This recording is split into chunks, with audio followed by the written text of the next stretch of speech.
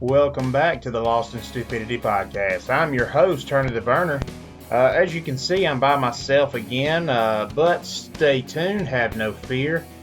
Bailey Joe Hickman and Will the Hillbilly Howard will be joining me on the big show soon. This is another little filler episode, a little teaser, a little appetizer before we do some more of the main show. Welcome to Season 2 of Lost In Stupidity. If you're new here, this is a unique blend of lullabies, legends, and lies. We love a good story, a good conspiracy, a good urban legend, if you will. And, somewhere along the way, if there might be a little lesson, a little bit of useful information in that. But today, we're talking about, this is actually a joint episode. Excuse me. This will actually be posted on the not only Lost in Stupidity, but this will actually go on the Indian Hen Outdoors YouTube channel. A lot of you that are joining us on Lost in Stupidity have been with me on the ride that has been Indian Hen Outdoors. It's more of a outdoor YouTube channel. If that's your thing, if you like hunting, fishing, overlanding, shooting, a lot of gun reviews, then check us out over there. If that's not your thing, then we'll just stay right here. But this is going to be a joint venture because what little bit of platform I've been blessed with Indian Hen Outdoors, I feel the need to speak on something I'm very passionate about today. And it's not going to be an easy topic. And let me get my preparatory sip of water, and we'll get right into it. We're talking about public lands today. That's right. BLM, National Park Service, state parks, all that good stuff. We're going to jump around a bit, but the main point I'm talking about is really any outdoor activity that involves state land, federal land, public land, parks, basically all around outdoor recreation. And this is going to be a difficult episode. Not difficult, but it's different in a sense of I made a vow when I got into media, when I started doing YouTube and now podcasting, that me and my business partners, we all agreed that we would not ever discuss politics on any of our channels. I feel like everybody's doing that now to their detriment. It's not healthy to be obsessed with politics at every waking hour. But unfortunately, this ties into a little bit of politics because it is something that I need to speak about in the outdoors. And as I've said before, I don't talk about politics on this channel. Please keep the nasty comments to yourself. This should be, as they say, bipartisan. This is not Republican, Democrat, Libertarian, whatever you call yourself. This is something, this is an American problem, and it needs an American solution. So, ladies and gentlemen, outdoor recreation in general and public lands are under attack, and it's really been ramped up the last couple of years, and it's gotten to the point now where I feel like I really need to speak out on this, and it affects everybody, whether you're a hunter, whether you're a fisherman, whether you're a trapper, whether you just like to go ride, if you're a off-roader, if you like riding ATVs, if you just love to camp, if you love to just go to your local state park with your family and you love to camp, maybe you love to hike, you love checking out trail systems, maybe you just like historical monuments, maybe you like going to caves, whatever it may be. There's so many things that we are blessed with here in the United States of America, and we really need to preserve those things for future generations because, as I'm going to touch on later, guys, why is this important? Well, first of all, I would argue, because this is not necessarily a Christian podcast, but we do not apologize for our faith, and it is at the forefront of whenever we're talking. I'm a follower of Christ, and I would argue that scripturally, we have been decreed to be good stewards of this creation, whether it be habitat, whether it be animals, whatever. We are called to be good stewards and to take care of what we have been blessed with.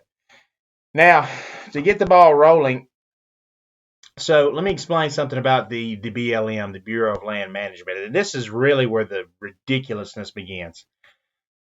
The Bureau of Land Management is the only government agency in the United States of America that makes money.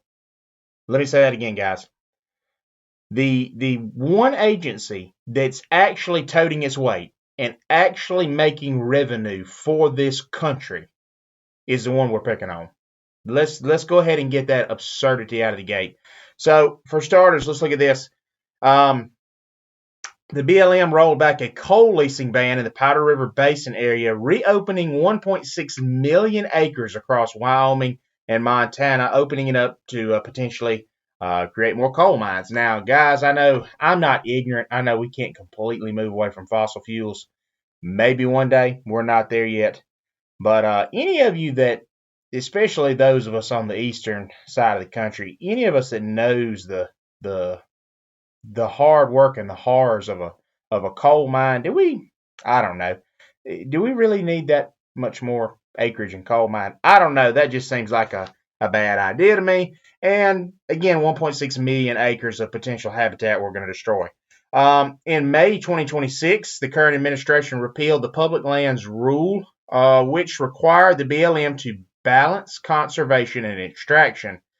So now drilling, mining, and logging face the fewest restraints since 1976, since when this act was passed. And it's in the name of energy. I get that. And you may not agree with me on this. I'm one of those people that I don't know that oil wells really hurt the environment as much as we say. And I know I'm going to get a ton of blowback, but I have oil wells in my area. They're everywhere on public land. They got grass, they got trees growing around them. It's become almost part of the background. You almost don't even think about it. There's still a lot of cattle, a lot of animals living, a lot of ecosystems around all those oil wells in Texas. So I'm not just dig my heels in the dirt anti-oil, but the problem is loosening up on this is we've thrown the baby out with the bathwater. In the name of trying to secure more land for drilling and for oil, we've opened up more mining opportunities for these precious metals, which is driven by this absurd EV craze. And do a little light reading on that of how bad some of the mining practices are to get these precious metals on the environment. So we've kind of opened up a Pandora's box there. And the other issue is we've now introduced the data center. And without going down a rabbit hole of that, guys, we do not need all these data centers. They destroy ecosystem. They do not create that many jobs for the amount of area they cover. And they use a ton of electricity. It's just, this should be bipartisan. This is anybody that is an outdoorsman should be anti data center. So moving on, again, some of the things that are going on. So far, the 119th Congress has proposed. Now, this is just proposed. They obviously haven't all got through. I don't have the numbers in front of me, how many, if any, got through. I'm being honest with you. But so far, Congress has proposed 26 different bills that would auction off federal lands to corporate polluters, 15 different bills that would remove protections from specific public lands, and 33 bills that just loosen up on environmental laws in general. Now, again, I'm not so foolish to say that some of these environmental laws can get are a little excessive and maybe they needed to be loosened up on. More on that later. But again, I'm afraid we've opened a Pandora's box, and we've left poor old Teddy Roosevelt rolling over in his grave if he could see what has transpired with some of these public lands. So this leads us into what I'm going to talk about next, of this idea of the data center, because the arguments you're going to hear, the arguments they're going to try to sell you on is the tax revenue. It's going to make so much money in taxes. Now, guys, again, without getting overly political, Isn't it funny? Isn't it just funny that no matter how much taxes we collect, and no matter how high taxes are, doesn't matter what new industry or what new data center or casino or whatever it is that we open up that's going to generate tax revenue, isn't it amazing that we never have enough? Isn't that amazing? Isn't that amazing that every time we come up with a new stamp, a new bill, a new whatever, and we're gonna, oh well, this funds are gonna be allocated to provide new schools and roads and feed the homeless and all this, and it never happens. It's a pipe dream. It's a lie. It never happens. So that's what I'm talking about here, and this is there again. This is just wrong. It's just wrong. Wherever you are on hunting, outdoor recreation, whatever, it's just wrong. Taylor, Texas. So in Taylor, Texas, in the year 1999, the Bland's family, a farming family, a group of farmers, donated 87 acres, donated for $10, with the explicit condition in the deed that this land was going to be used for community park land. So I'm gonna spoiler alert, they never built the park. Again, tax-free stuff or donations or taxes always, find their way into the wrong hands. Isn't that funny? But in the year 1999, it was sold, quote unquote, for $10, donated, if you will.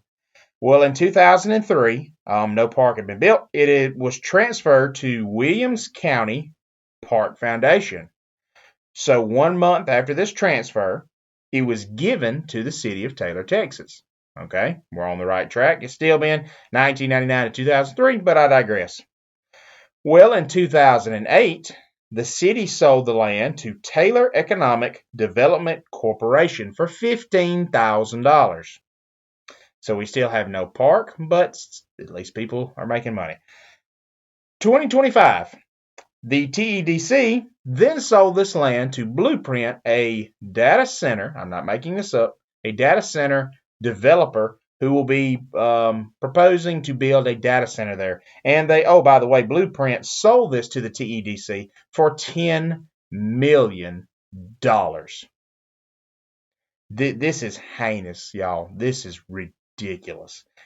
A hardworking family of farmers donated their land that they worked for, that they fought for, to try and help out for the greater good, try to build a park. And here we are umpteen years later, and the city of Taylor and whoever's in charge there has now got rich from it. And their argument is going to be, well, it's going to generate $30 million in tax revenue. First of all, and it's legal. It is legal in our country. They're not doing anything wrong. But all big businesses and all big corporations have an army of lawyers that their job is to get them out of taxes, to write off. And it's legal. Okay? I don't want to get on that soapbox of we need a flat tax in America, but that's another story. So, well, it's going to generate $30 million in tax revenue. No, it's not. No, it's not. They will write stuff off like every corporation does, every successful corporation, and it won't do anything. It's the same lie we've been told over and over and over, just like in my home state of Mississippi. Well, if we just legalize gambling, it'll pay for all the schools and roads. If we just move the casinos on the beach instead of the water, it'll pay for everything. If we just get lottery system, if we just do this, it's the same lie, and it's never enough, and the funds never go where they're supposed to. I'm fired up today, guys. I apologize. I know we're very lighthearted on here typically, but I'm about half fired up on this, and I drank the 64-ounce Haterade today. I ain't gonna lie to you. Now, moving on to the national park system. So the proposed 2026 budget would cut the National Park Service and like BLM land, it's all public lands in general, like the staffing and whatnot. It would cut the budget by 30%, which comes up to about $4 billion. And because of this, the National Park Service, again, parks, Mammoth Cave, the Grand Canyon, have experienced a 24% decline in staff since January of this year. We're in June, people.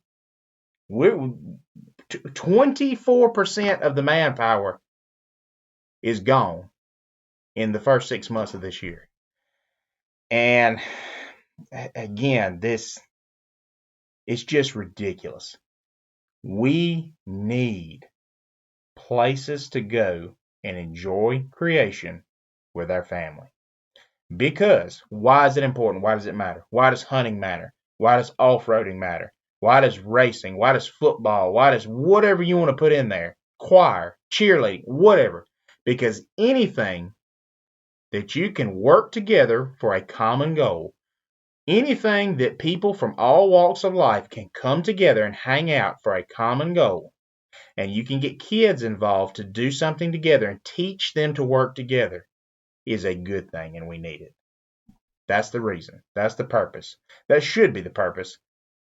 Sadly, it's not. In a lot of sports and activities, it's become about money, but that should be the reason. That's why it's important socially to the human population. Now, that being said, I've spent a lot of time on this podcast already bashing the current administration for these bills and proposed bills. There is one there. I will point out the positive. This was a win for off-roaders. The Trump administration did rescind Executive Order 11644, which was in 1972, and 11989 in 1977. And to condense that down, basically, it was a win for off-roaders on public land. It really loosened up a lot of restrictions that they had, and there's more opportunities now in public land to off-road and more active off-road parks than there has been in a long time, and that is awesome. That is a positive note. That is a win. One final thing before I get into some animal stuff. There again, they've been. This is not just this administration, but it's something I want to touch on that I'm passionate about, like everything else I've talked about here. They've been trying to do this since the Old West, and I'm just tired of it. Just stop. And of course, Congress blocked it, but they proposed to changes to the wild horse and burro program that would permit human disposal of these animals. Like, man, this has been going on for a couple hundred years now. Leave the wild horses alone. Like, I feel like that's a pretty bipartisan thing. I feel like, as an American, we can say, "Hey guys, just leave the wild horses and burros alone. Just don't. Just leave them alone.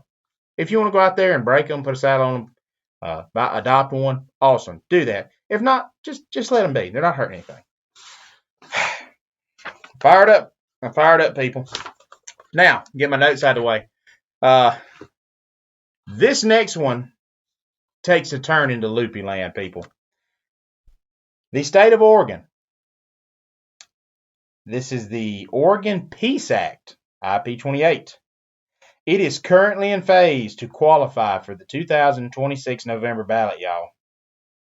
And it got enough signatures to set the wheels in motion. So basically, this would eliminate all the legal exemptions for hunting, fishing, trapping, and farming. And it would reclassify these things by removing these exemptions as animal cruelty. And so, in effect, it would. And it's funny because I typed some of this stuff in on AI doing some research, and I compare AI to my actual research often, just for research purposes. And if you word it a certain way, you go, "Hey, is there any ban on hunting or proposed ban on hunting and farming in Oregon?"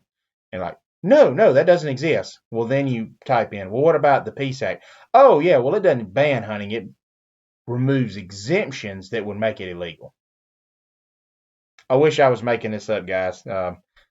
Terminator, nobody watched Terminator. Skynet, Cyberdyne, it's online. It's going to kill us all. But anyway, Oregon's ridiculous.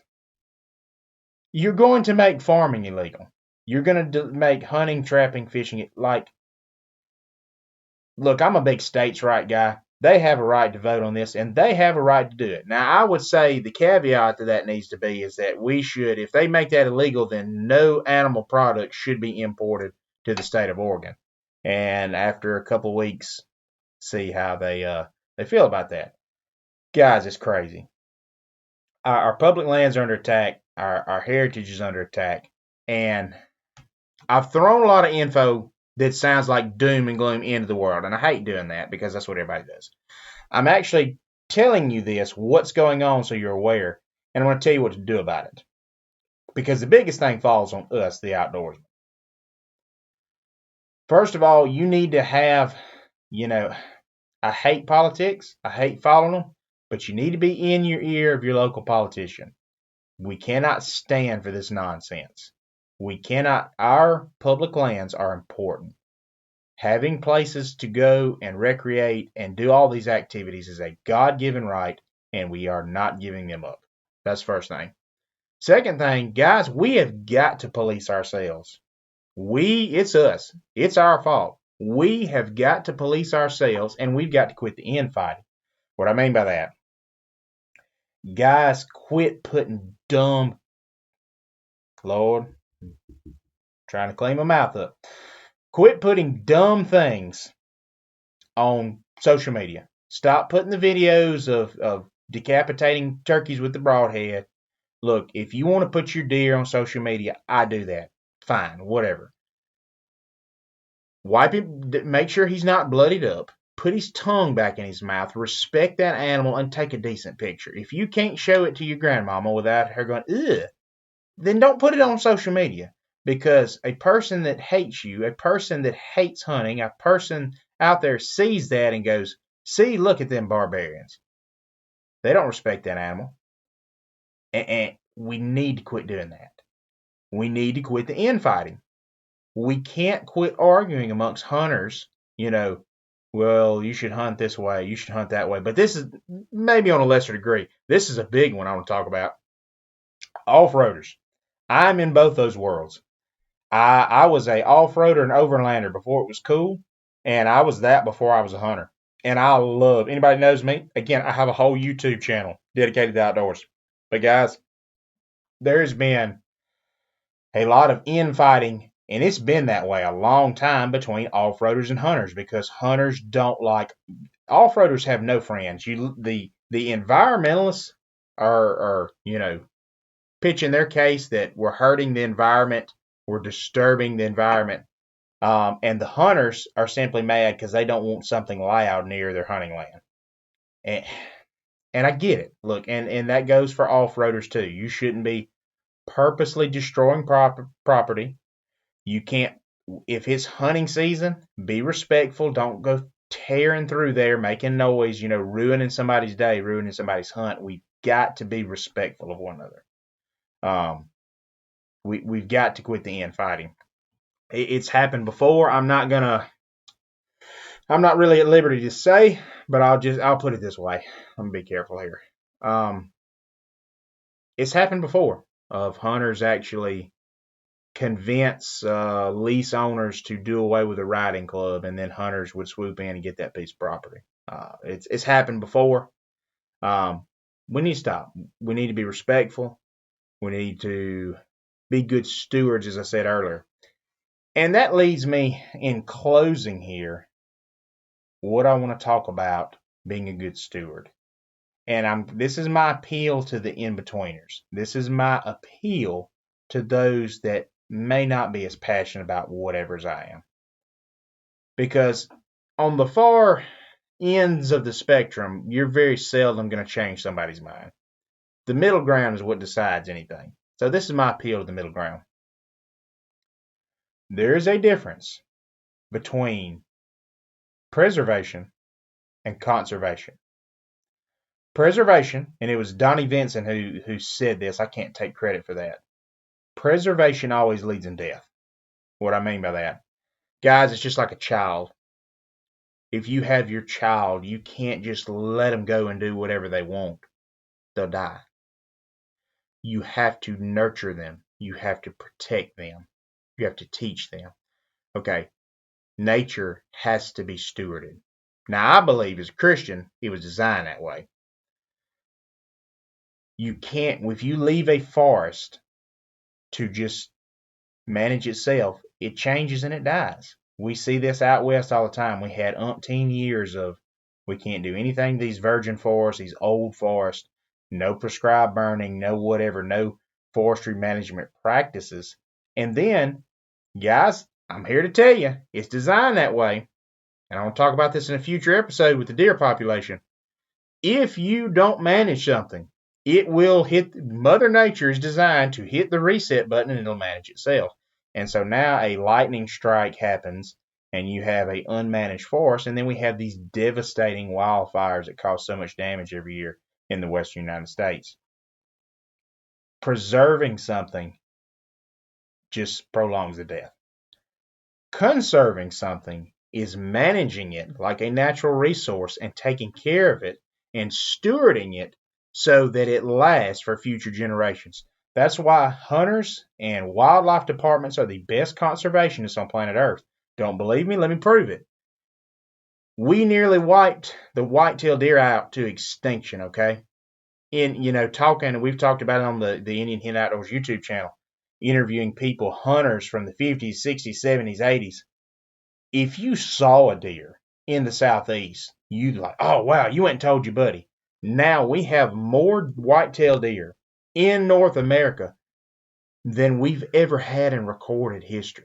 And that's because of hunters. That's because of wildlife biologists. That's because of wildlife agencies. We have managed and we have stewarded that.